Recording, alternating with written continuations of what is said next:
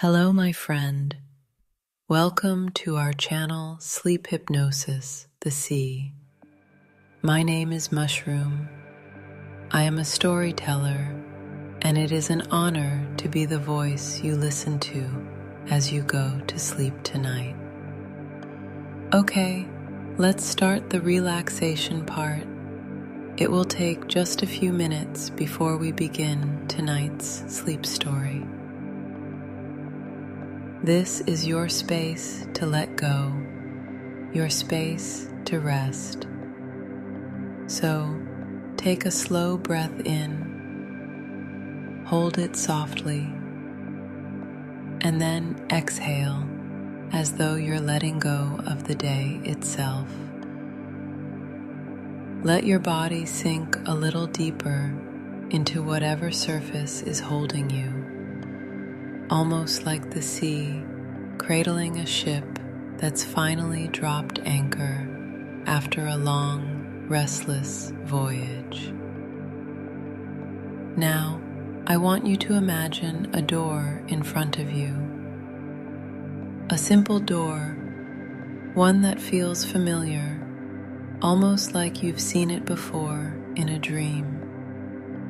The handle is cool, the wood smooth, and when you're ready, you reach for it, gently, without effort.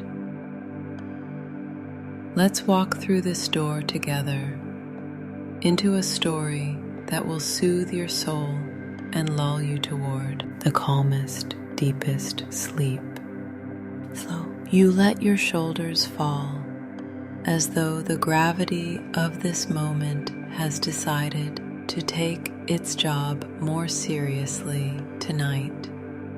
The muscles in your face, even the tiny ones you never think about, begin to loosen. Your jaw doesn't need to hold tension anymore. It's not auditioning for a toothpaste commercial, so you can just let it be. You notice your breath slowing, smoothing itself out like waves evening after a storm. Each inhale feels like it has more space, like your lungs have suddenly rented a bigger apartment. Each exhale is quieter, softer, carrying away fragments of thought you don't need.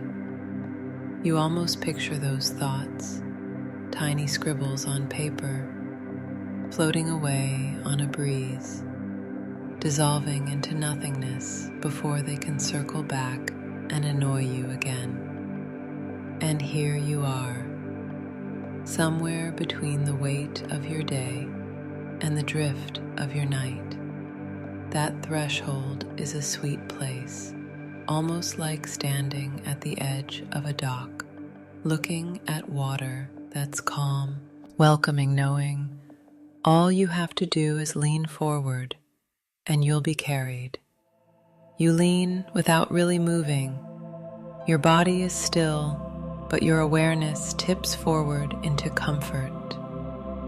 Strange, isn't it? How humans have been doing this forever, lying down, surrendering, drifting. Thousands of years ago, Roman soldiers would stretch out after battle, exhausted beyond measure, sometimes falling asleep right on their shields. Imagine the clatter, the dust, the sweat, then silence. One man snoring, another mumbling in his dreams. Historians still debate whether they dreamed of home or of battles replaying in their minds. But just like you, they had no choice but to rest, to give in, to let the body demand what it always needs.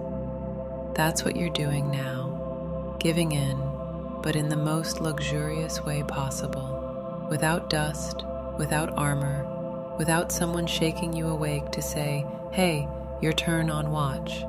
No, you have the kind of freedom Roman soldiers would have traded for a lifetime of olive oil and Han. Your thoughts keep trying to peek in, like nosy neighbors.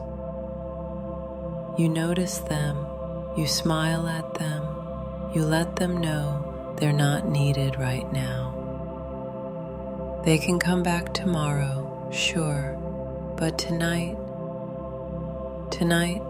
is not their shift.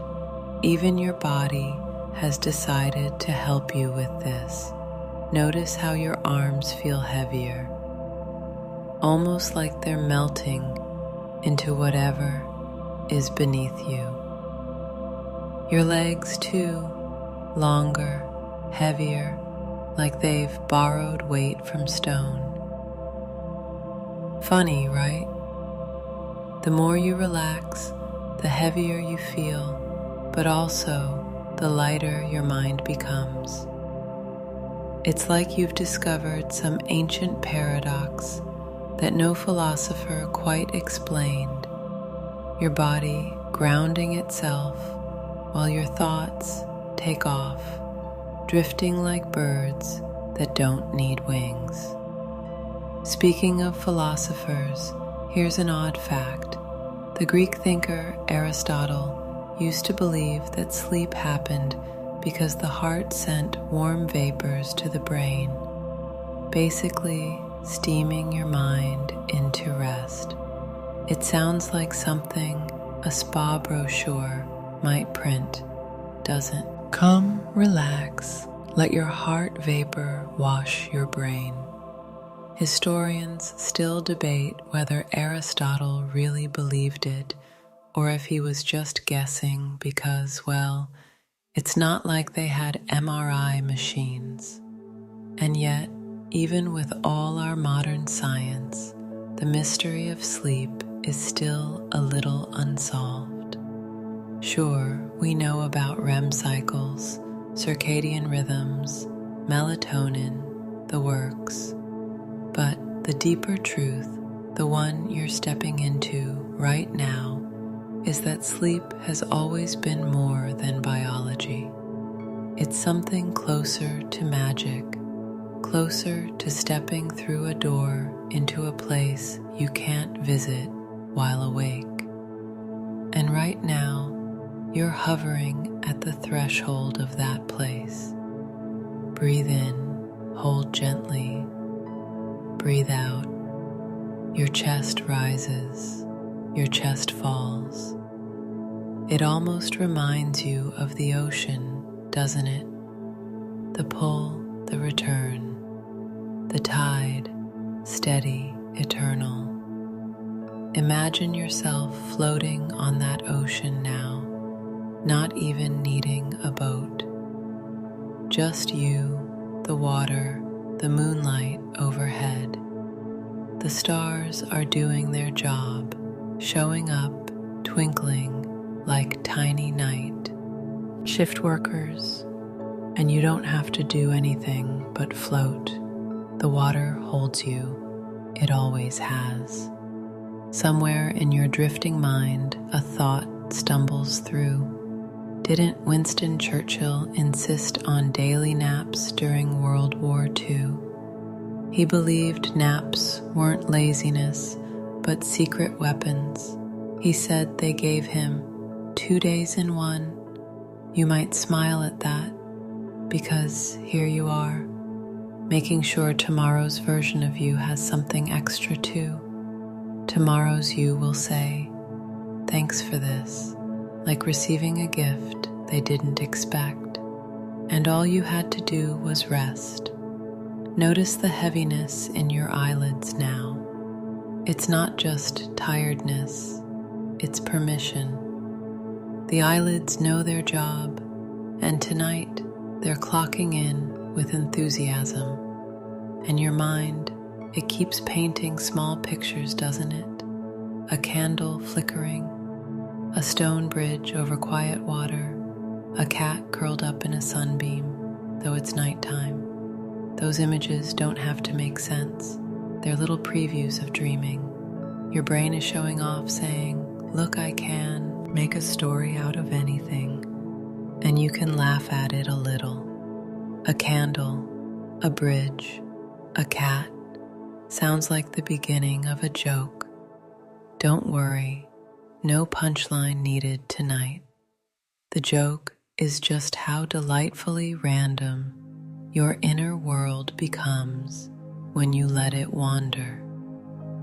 You're wandering now through a long hallway in your mind. The walls are soft, glowing, almost like silk curtains brushed with starlight. Your steps are soundless. You notice doors along the hallway, each one slightly open, each one leading to a different kind of dream. Behind one door, a garden where every flower opens only at night. Behind another, a library where the books write themselves as you turn the pages. Behind another, an ancient city glowing under torchlight, filled with voices you don't recognize but somehow understand. And here's the thing, you don't need to choose. The dream will choose you. That's how it works. The subconscious already knows where you need to go, so you keep walking, knowing whichever door you pee through will be the right one. The world of exhaustion, the daytime world of depletion, feels like it's in another universe now. You remember it faintly, your shoulders tight, your thoughts loud, your body dragging itself from task to task. That world is far behind you, like a city skyline fading as the boat sails farther into night. And here, you are the boat, you are the sail, you are the water, you are the drift itself. Your body feels warm, not hot, not cold, just the exact temperature that says, yes, this is enough. Your heartbeat is slower now, like a drummer playing in the distance, but softer, almost sleepy itself. And you are free to let go completely. Odd, isn't it? How exhaustion can feel like emptiness, and yet rest turns that emptiness into space for renewal, for energy to refill. You are doing that right now, even if you don't feel it yet. Your body is already rewriting itself, cell by cell, moment by moment. You are, as someone once said, a ship under repair while sailing. You don't even need to steer, the ship sails itself. Now the images are softer. They don't come in clear lines anymore. They blur like watercolor melting on paper. You see faces, then they dissolve. You see places, then they fade. And that's perfect. That's what the beginning of sleep looks like. And somewhere beneath all of it, your energy is quietly gathering. Like roots under soil, like stars behind clouds, like strength waiting for its moment to return. And it will return, because tonight you've chosen rest, and that's the most powerful choice of all. You drift a little deeper now, as though the bed beneath you has become not just fabric and frame, but a gentle river carrying you forward without asking for effort. Every muscle is calmer, every breath smoother, and with each rise and fall of your chest, you feel something subtle, like a spark, like the quiet beginning of renewal stirring inside. You might not notice it at first. That's how it usually works. Energy doesn't return with trumpets and confetti. No, it sneaks back quietly, like sunlight sliding through curtains in the morning, touching your skin before your mind even realizes what's happening. And as you float here, I want you to imagine that deep within you there is a well, an ancient, bottomless well filled with water that glows faintly in the dark. This is your wellspring of energy. It never really dries up. It only gets covered now and then by dust, by stones, by the heavy debris of long days and tired nights. But here, now in the car, 4-year pushed, for most fort-deeping rest, you can really uses a well visit and an other new maxima. Few feel bronze in the well, and on mind, controlling the stones. In other long things, this water is well cup rinses, and the harn to hell the year. You feel like you feel not, because you feel like you have fond. New maxima, you're pending, and in other long. You feel like the poing, and others, you're feeling way. People have move your place. Pilgrims drive to kine. Your feel built. You're sick, you're Cathleen's power of belief. But either way, the idea was the same. Water as energy, water as life, water as renewal. And right now, in the quiet of your own body, your inner well is doing just that, renewing you with every slow breath. Breath in, hold softly, breath out. Each inhale dips a cup into that well. Each exhale releases what you no longer need. You might feel tingles here and there, your fingers, your toes, a light sensation across your skin. That's your nervous system adjusting itself, like someone dimming the harsh lights and switching on the softer glow. Your whole body is rewiring, preparing to recharge. And yes, I know, it might feel funny to think of your body like a phone plugged into a charger, but that's exactly what's happening. You're giving yourself the one thing modern life keeps trying to convince you is optional: deep, uninterrupted rest. Do you remember the story of the Silk Road? Traders crossing deserts, climbing mountains, their caravans stretched out like ants along impossible landscapes. Exhaustion was part of the deal, and yet, every so often, they would stop at an oasis, small, hidden, miraculous. Water, palm trees, a chance to rest. Without oases, the Silk Road would have been impossible. Without stopping, there would have been no arriving. That's you, now.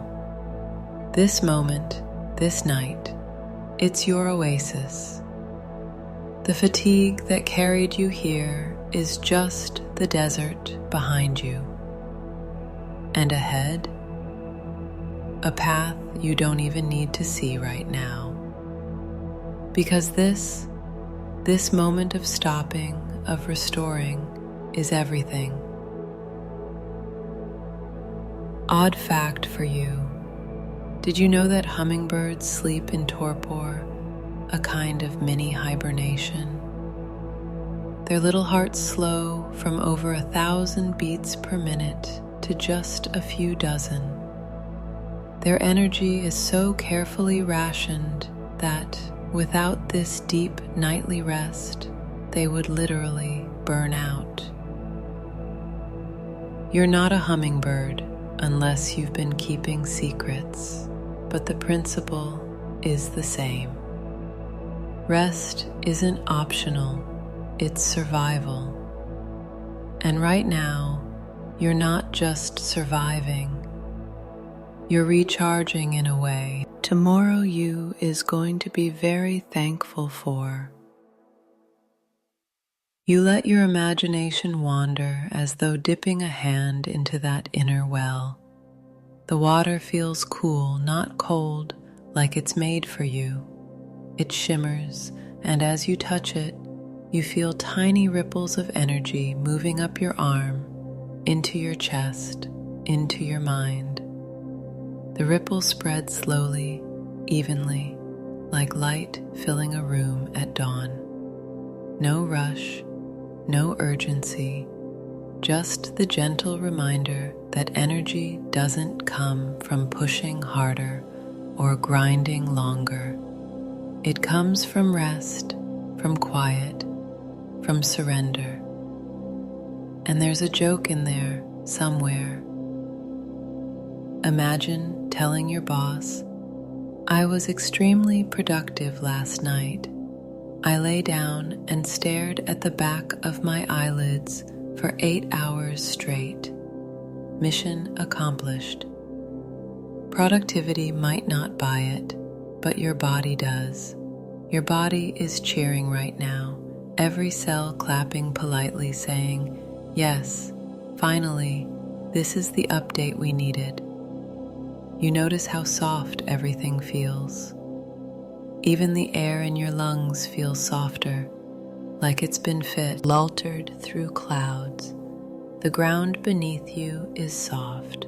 The thoughts in your mind are soft, too, rounded at the edges, unable to jab you with sharp worries.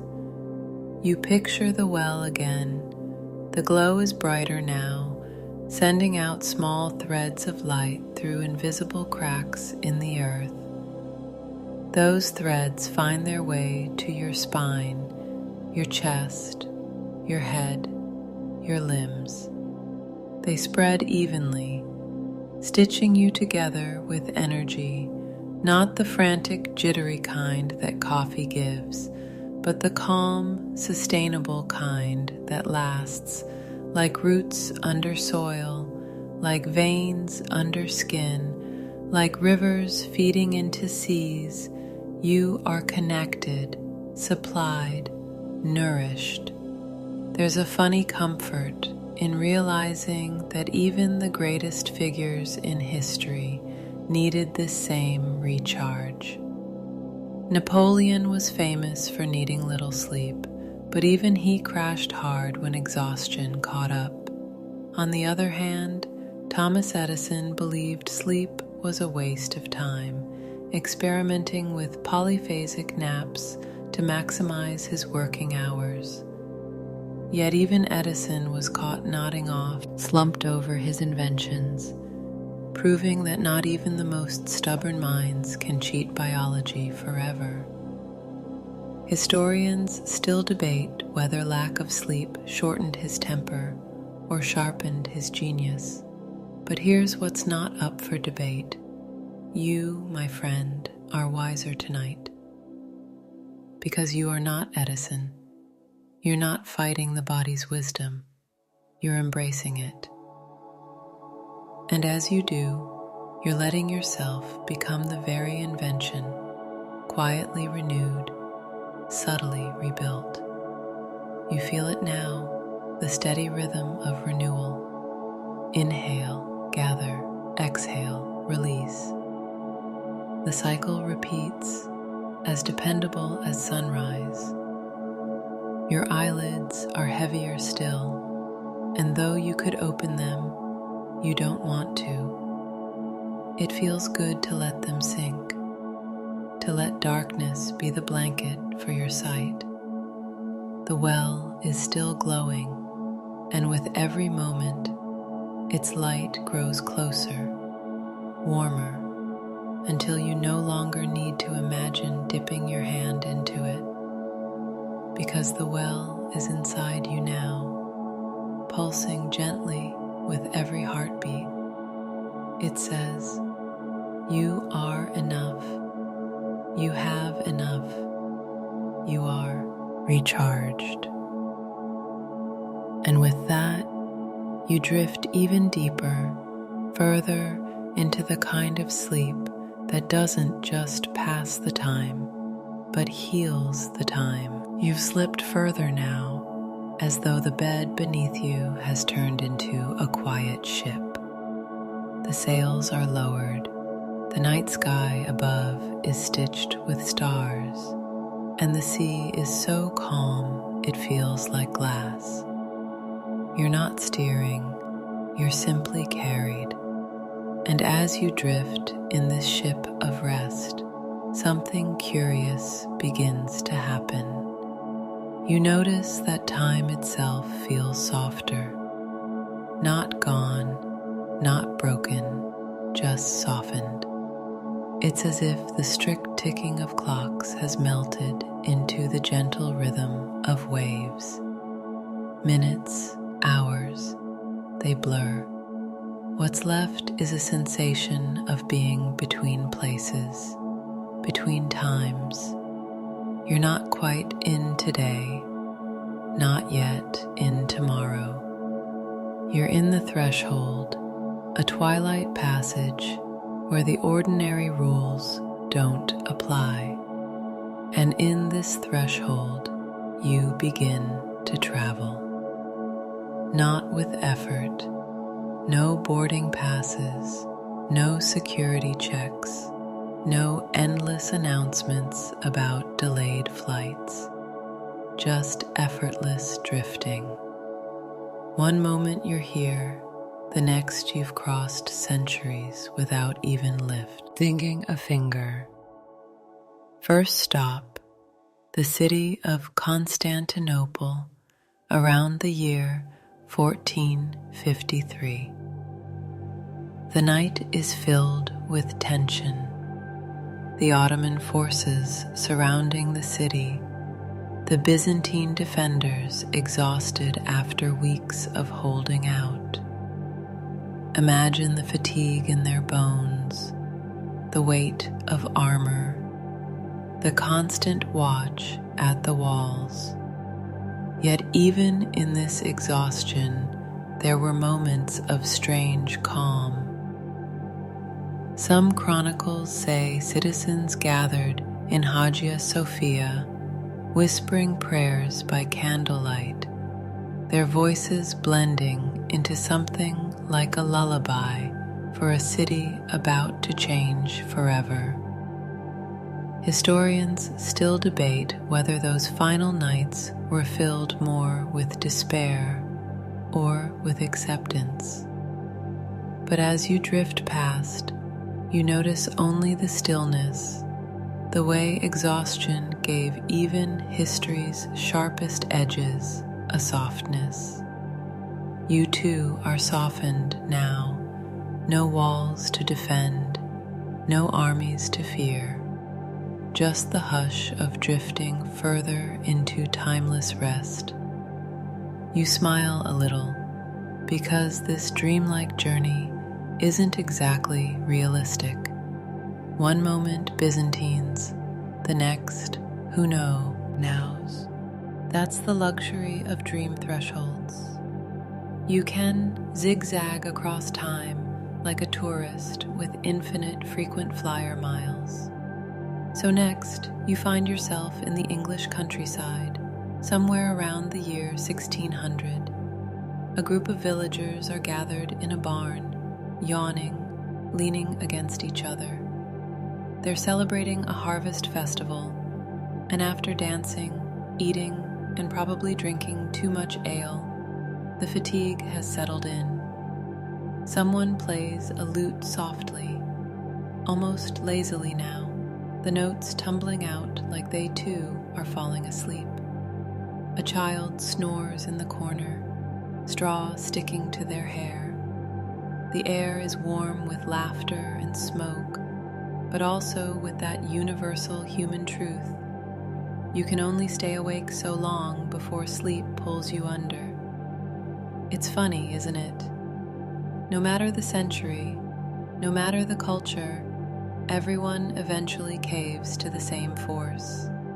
Sleep doesn't ask for permission. It simply arrives, like an old friend dropping by, unannounced, plopping onto your couch. And tonight, you are opening the door for that friend without resistance. Your ship keeps moving. No creaks, no waves, just smooth sailing into deeper centuries. Odd fact, did you know Salvador Dali used to nap with a spoon in his hand, sitting upright in a chair? The moment he drifted off, the spoon would clatter onto the floor, waking him. He claimed this gave him bursts of creativity without the grogginess of deep sleep. Historians still debate whether he truly invented masterpieces from those micro-naps or if he was just eccentric. Probably both, but here's the thing. You don't need a spoon tonight. You're not aiming for microbursts of surrealist inspiration. You're aiming for the full journey, the deep dive. Dali can keep his spoon. You've got something better. This entire night to cross the threshold, to explore, to restore. The ship drifts again, and you find yourself in another place. This time, the Sahara Desert. Not in modern times, but in an era when caravans stretched endlessly across sand, camels swaying, glass under heavy loads. Travelers here knew exhaustion like few others. Days of heat, nights of cold, the endless horizon testing their endurance. And yet, when they stopped at night, gathered around small fires, their fatigue transformed into something almost sacred. The stars above were brighter than any city lights, the silence deeper than any cathedral.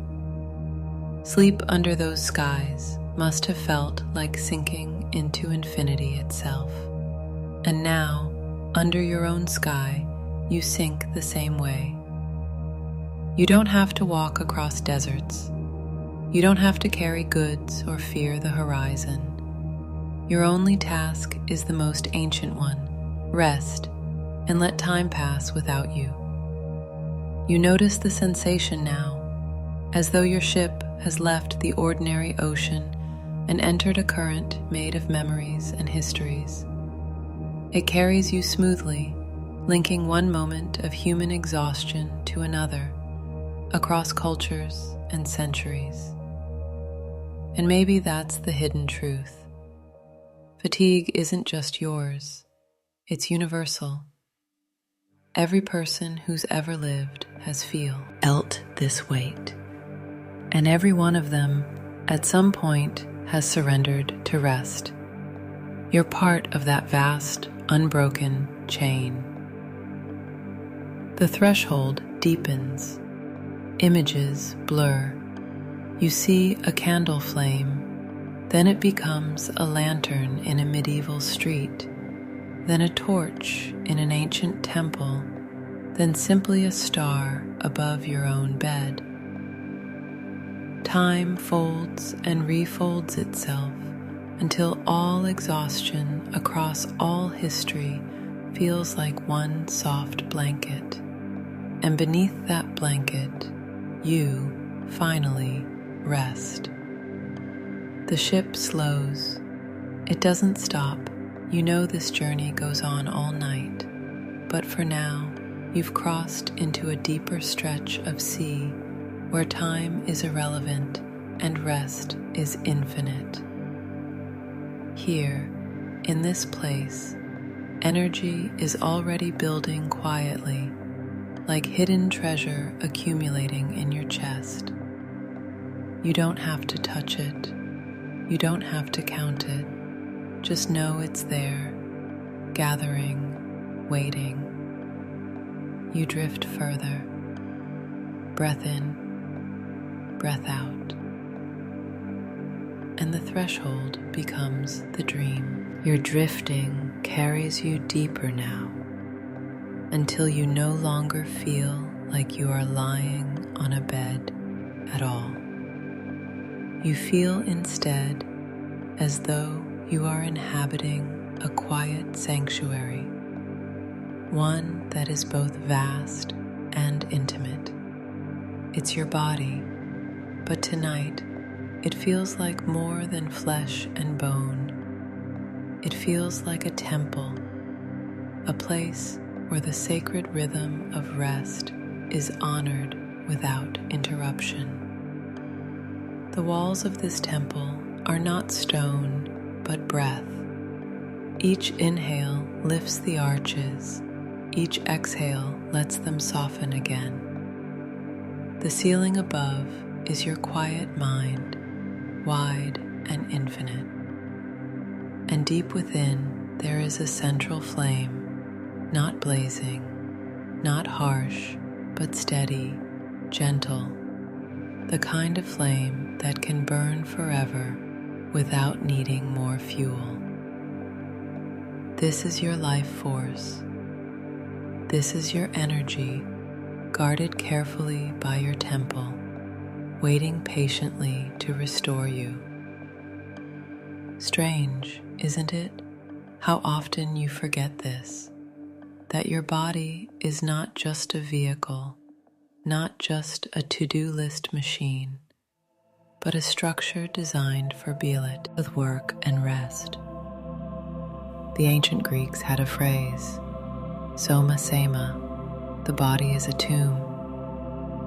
Some philosophers argued that the body weighed the soul down, but others, like the Stoics, believed the body was a vessel worthy of care, a temple to the divine. Historians still debate which view shaped more of history. And here you are, leaning toward the latter truth. The body is temple, worthy of rest, worthy of reverence.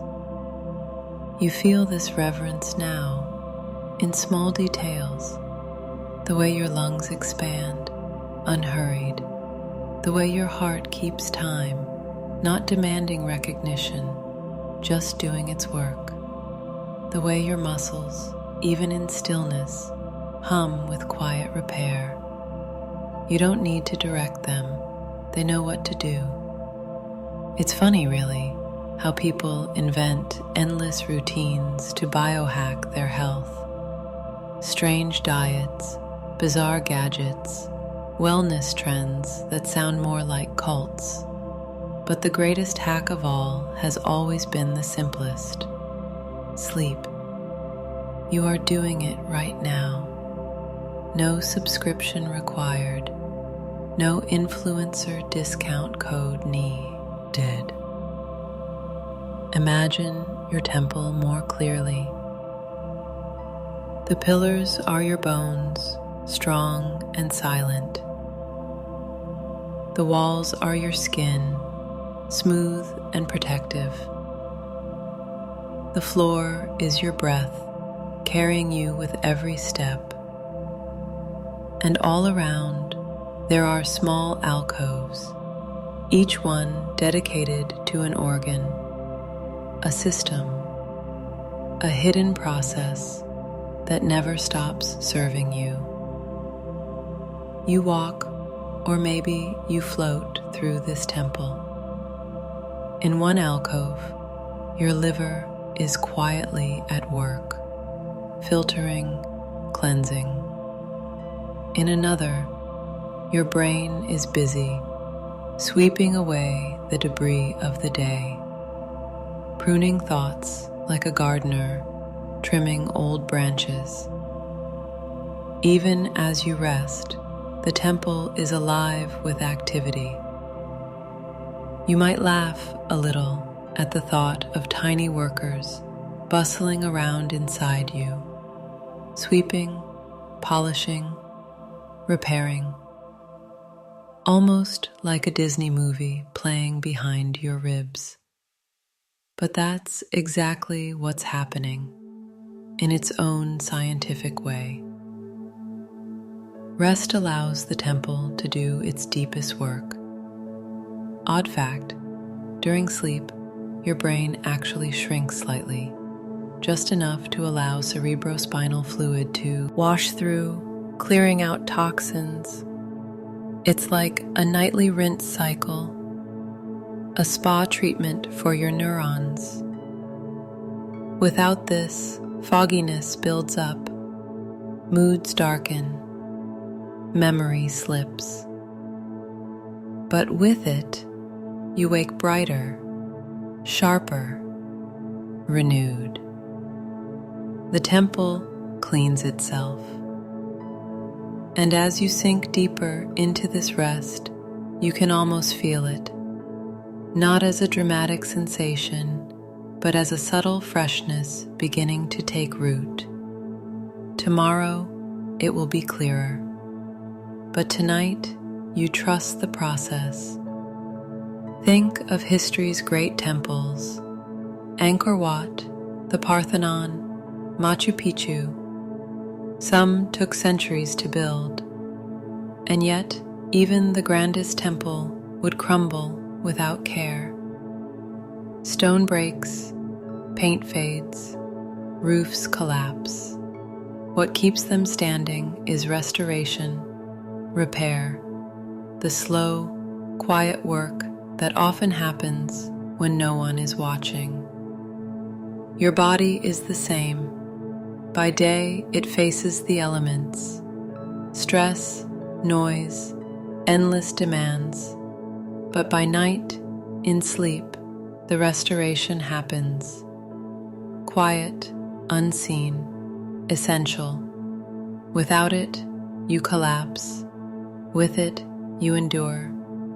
You are enduring now, not through force, but through surrender. The temple grows quieter still. Candles flicker. Incense drifts lazily in the air. The silence is profound, not empty but full of the hum of your body healing itself. You realize this temple doesn't need grand rituals.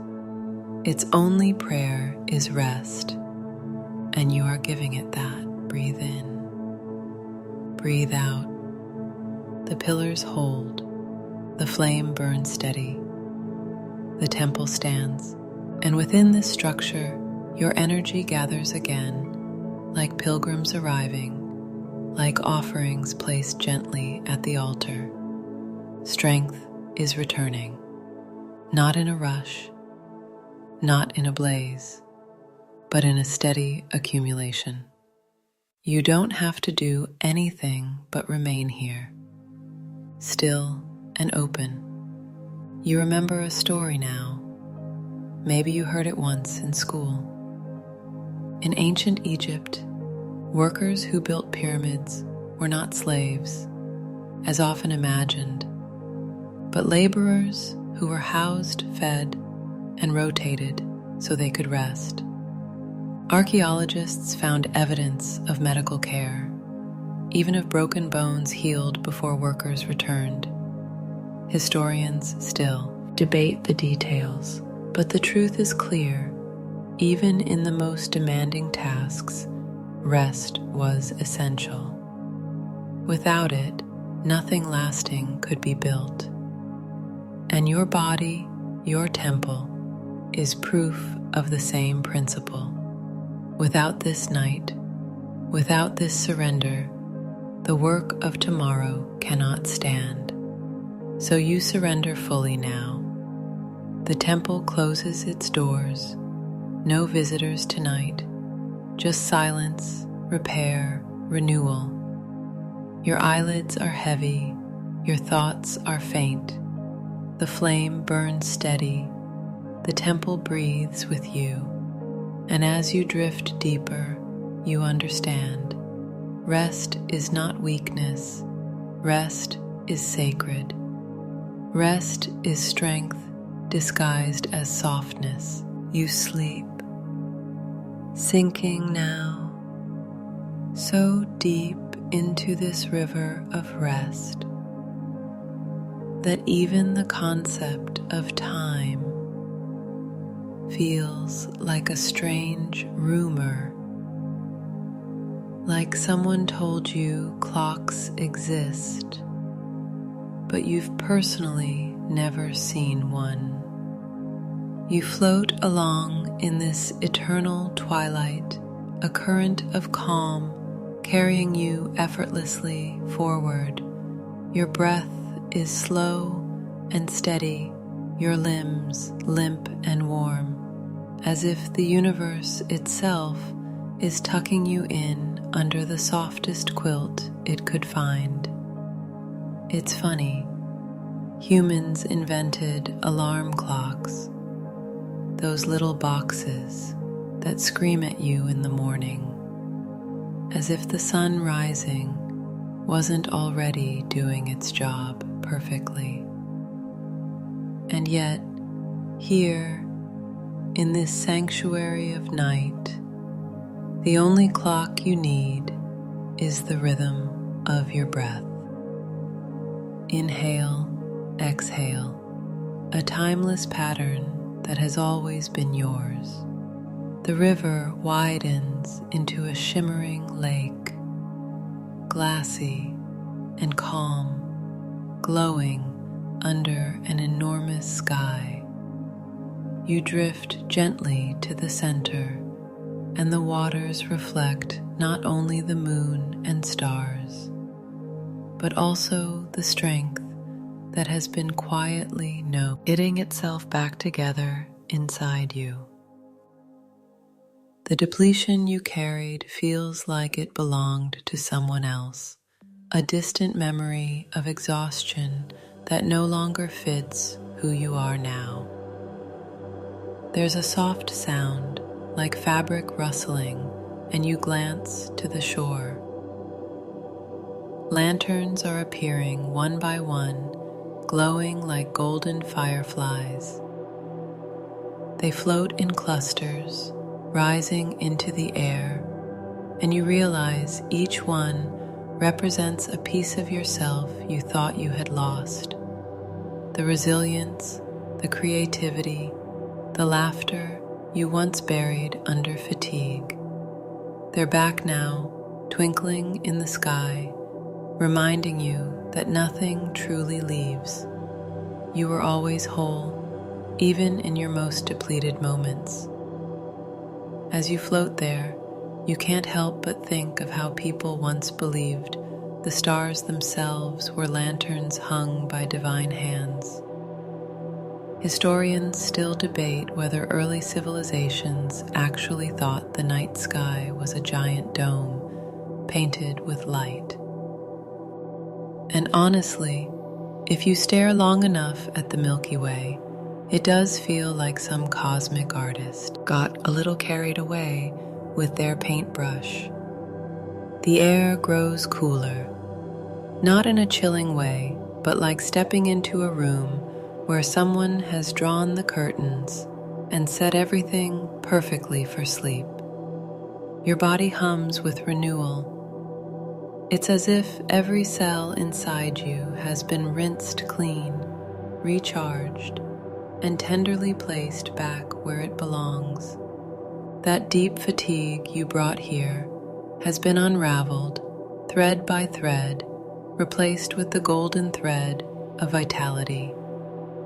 And then there's a curious ripple across the water, and you're going to laugh at this.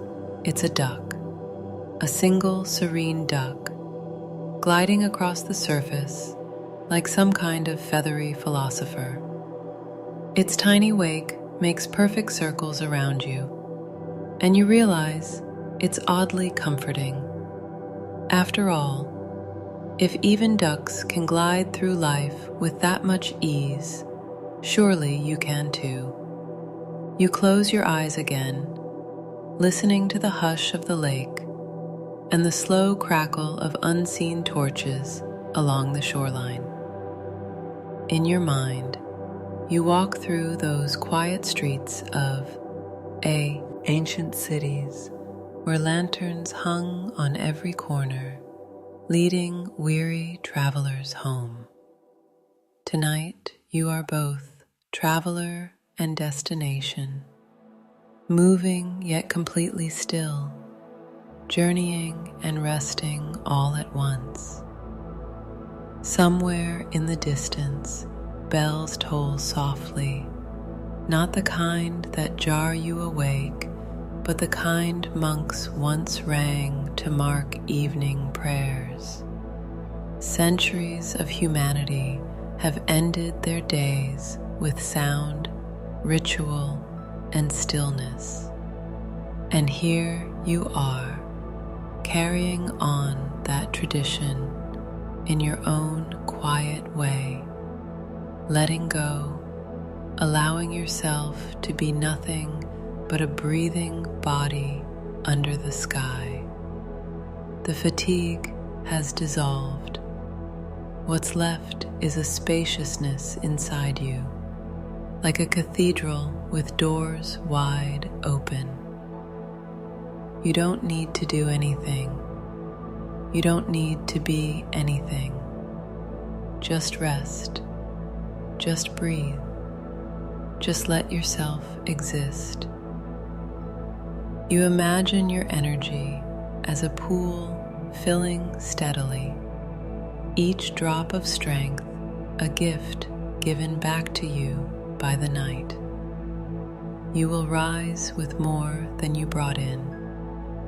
And even though you're floating here in a dreamlike haze, you sense tomorrow you'll wake up lighter, stronger, carrying a quiet joy that's been restored by this deep surrender.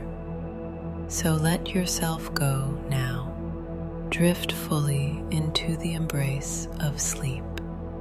Let the waters close around you gently, like velvet curtains, until there is nothing left but silence, softness, and peace. Now, my friend, as the waves of this story begin to fade, you notice how soft the edges of your thoughts have become.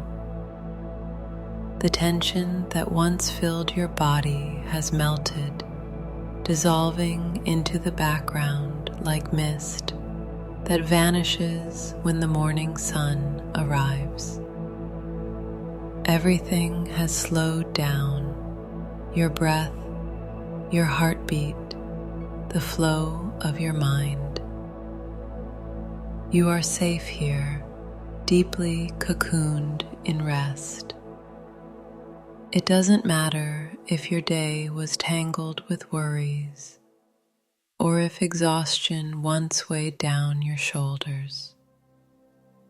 All of that has slipped off you now, piece by piece, leaving you lighter than you felt in a very long time. Your body knows what to do, how to repair, how to gently knit back together the threads of energy that you thought were gone forever. Tonight, you've given yourself permission to let the healing happen without effort. Sleep is not something you chase. It's something that arrives like a tide rolling in, quiet but unstoppable.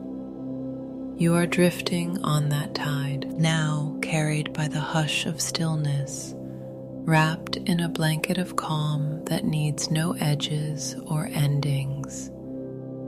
So rest, let go. There is nothing more you must do. Only this: close your eyes, breathe softly, and sink into the deep, endless ocean of renewal. Good night, sleep well,